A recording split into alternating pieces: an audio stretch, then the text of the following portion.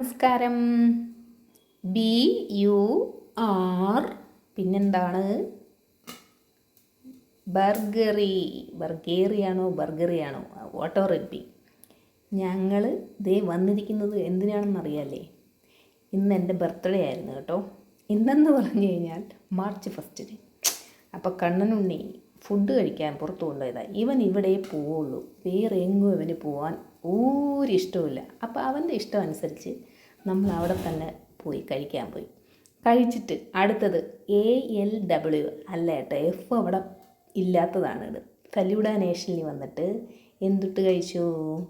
ഞാനാണെങ്കിൽ ഒരു death by chocolate ഫാനാണ്.